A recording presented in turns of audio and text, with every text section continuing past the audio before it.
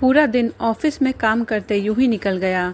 शाम को सब घर पहुंचे तो अविनाश जी और अखिलेश जी लिविंग रूम में बैठे बातें कर रहे थे। नव्या भी उनके पास ही बैठी थी और फोन में कार्टून देख रही थी जो उसे सत्यम ने लेकर दिया था। सबको आता देख अविनाश जी बोले, लो बच्चे भी आ गए। अविनाश जी की बात सुनकर अखिलेश जी और नव्या ने उसकी तरफ देखा। सत्यम को देखकर नव्या जल्दी से खड़ी हुई और फोन को सोफे पर फेंक कर सत्यम की तरफ भागी। उसे ऐसे अपनी तरफ भाग कर आता देख सत्यम जोर से बोला, प्रिंसेस आराम से। पर नव्या ने एक न सुनी और भाग कर जाकर सत्यम से लिपट गई। उसके दोनों हाथ सत्यम के गर्दन के चारों तरफ लपेट लिए थे और पैर उसकी कमर पर लिपटे हुए थे। सत्यम ने नव्या को उसकी कमर से पकड़ लिया ताकि वो गिर न जाए। नव्या ने सत्यम को बहुत कस के पकड़ा हुआ था, वहीं सत्यम ने भी उसे गले लगाकर अपनी आंखें बंद कर ली थी। अब जाकर उसे सुकून मिला था।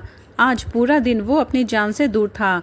काम ज्यादा होने की वजह से आज उससे बात भी नहीं कर पाया था। हाँ, वो बात अलग थी कि उसने घर में सीसीटीवी कैमरा लगा रखा था, उसे देख लिया करता था। पर नव्या को अपनी बाहों में लेकर सत्यम के दिल को एक सुकून मिलता था। बाकी सब उन्हें ऐसे ही देखकर मुस्कुरा रहे थे। नव्या की आवाज से सत्यम होश में आया, जो उसके गले में मुंह छुपाए अपनी मीठी सी आवाज में बोल रही थी, मैं आपसे नाराज हूँ सत्या, आप बहुत बुरे हो। नव्या की बात सुनकर सत्यम ने कुछ नहीं कहा, बस हल्का सा मुस्कुरा दिया और उसे लेकर जाकर सोफे पर बैठ गया। नव्या अभी भी उसकी गोद में ही थी। सत्यम ने उसका चेहरा दूर करते हुए अपने हाथों में भर लिया और बोला, क्या हुआ, क्यों नाराज है मेरी प्रिंसेस मुझसे? सत्यम की बात सुनकर नव्या ने क्यूट सा फेस बनाया और बोली, क्योंकि आपने सुबह से मुझसे एक बार भी फ़ोन पर बात नहीं की है। मुझे बिल्कुल भी अच्छा नहीं लग रहा था ऐसे अकेले। पता है, मैं बहुत बोर हो रही थी। नव्या की बात सुनकर सब मुस्कुरा दिए। सत्यम बहुत प्यार से उसे देख रहा था। उसने नव्या का माथा चूमा और उसे अपने सीने से लगाकर बोला, सॉरी, ऑफिस के काम में कुछ ज़्यादा ही बिजी था तो टाइम नहीं मिला, बट आई प्रॉमिस आगे से ऐसा कभी नहीं होगा। मैं पक्का अपनी प्रिंसेस को फ़ोन करूँगा। नव्या उसकी बात बहुत ध्यान से सुन रही थी। सत्यम की बात सुनकर वो खुश हो गई और बोली, पक्का सत्यम, पक्का। नव्या खुश होकर उसके सीने से लग गई। सत्यम ने मुस्कुराते हुए उसे अपनी बाहों में भर लिया। अखिलेश जी और अविनाश जी देख रहे थे कि सत्यम कैसे प्यार से नव्या से बात कर रहा है। दोनों को ही सत्यम की आंखों में नव्या के लिए बेशुमार प्यार दिखाई दे रहा था। तभी अविनाश जी ने शिवी की तरफ देखा और बोले, तुम्हारी प्रेजेंटेशन कैसी गई बच्चे? शिवी कुछ बोलती उससे पहले ही राहुल बोल पड़ा, प्रेजेंटेशन बहुत अच्छा था दादाजी, और हमें कॉन्ट्रैक्ट भी मिल गया है। आपको पता है, शिवी ने इतने अच्छे तरीके से प्रेजेंटेशन दी, लगा ही नहीं था कि ये पहली बार प्रेजेंटेशन दे रही है। राहुल ने ये बात ऐसे चहकते हुए कही थी कि सब मुस्कुरा दिए, पर ज्योति को बिल्कुल भी अच्छा नहीं लग रहा था राहुल के मुंह से शिवी की तारीफ सुनकर।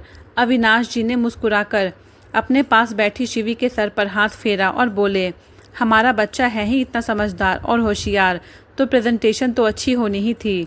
सभी उनकी बात सुनकर मुस्कुरा दिए। तभी अविनाश जी बोले, चलो बच्चों, सब फ्रेश हो जाओ, फिर साथ में डिनर करते हैं। सबने हाँ कहा और अपने अपने रूम की तरफ चल पड़े।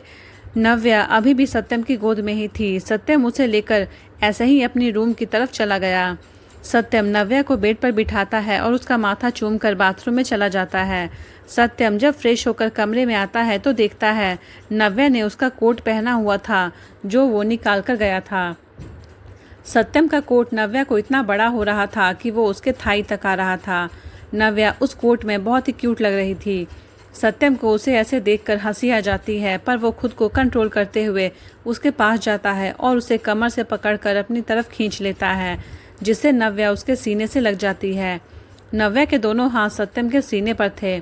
सत्यम का एक हाथ उसकी कमर पर था।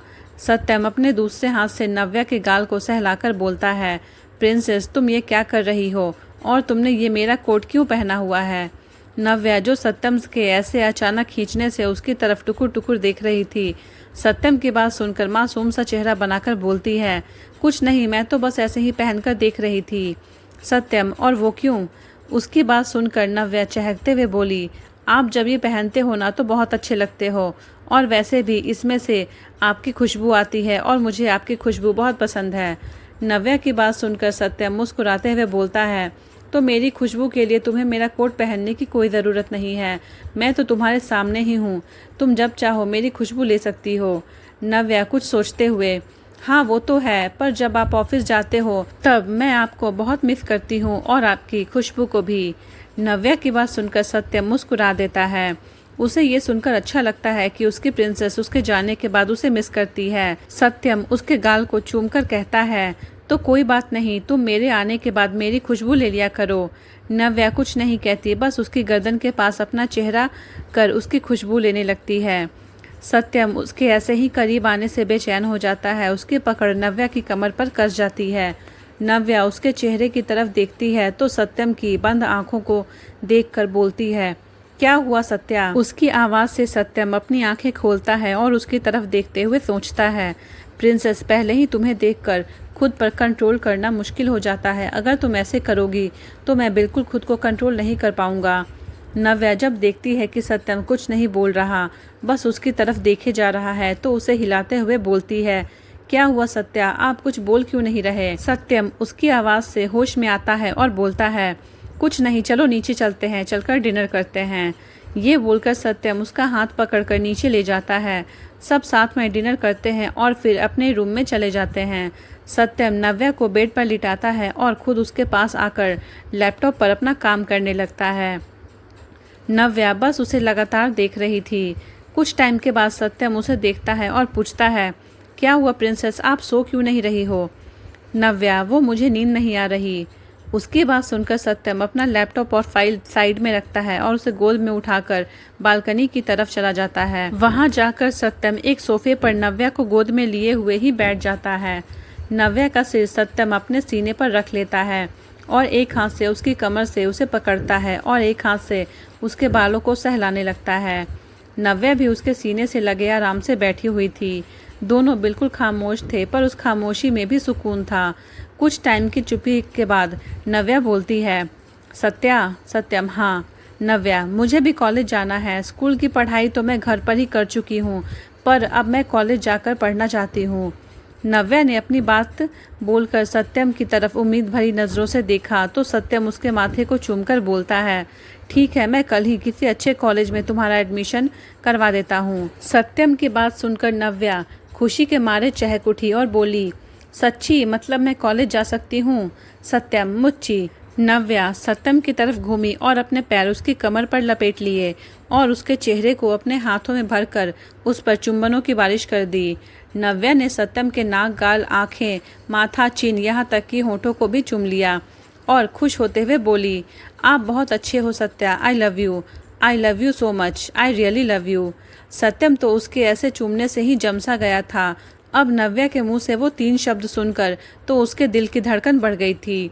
ऐसा लग रहा था कि उसका दिल उसके सीने से बाहर आ जाएगा। सत्यम के कानों में नव्या का इजहार गूंज रहा था। तभी नव्या उसको किसी सोच में गुम देखकर थोड़ा सा हिलाकर बोलती है, सत्या, क्या हुआ, आप क्या सोच रहे हो? मैं आपको कब से बुला रही हूँ। नव्या की आवाज़ से सत्यम होश में आया और नव्या को कमर से पकड़ अपने करीब करके बोला, प्रिंसेस, तुमने अभी क्या कहा? उसकी बात सुनकर नव्या बोली, मैंने तो ये कहा कि आप बहुत अच्छे हो और हाँ, मुझे आपको थैंक यू कहना था। Thank you so much.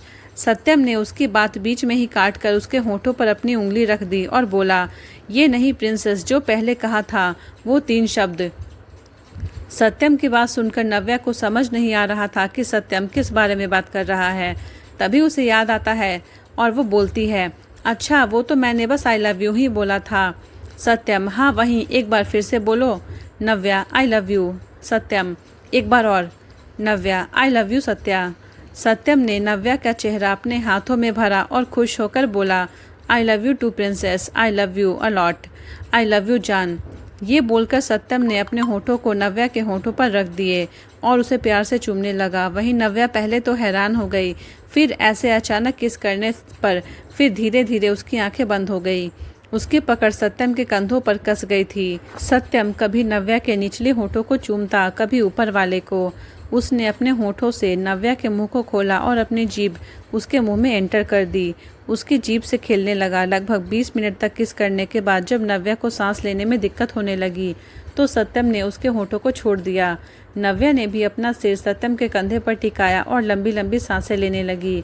वहीं सत्यम की भी सांसें बढ़ी हुई थी। सत्यम ने खुद को जल्दी से नॉर्मल कर लिया। वो एक हाथ से नव्या की पीठ को और एक हाथ से उसके बालों को सहला रहा था। कुछ टाइम के बाद सत्यम ने अपनी गर्दन पर नव्या की गर्म सांसें महसूस हुई। उसने नव्या की तरफ देखा तो वो सो चुकी थी। सत्यम उसे देखकर मुस्कुरा दिया और उसे लेकर रूम में आ गया और बेड पर सुलाकर खुद भी उसकी बाहों में सो गया।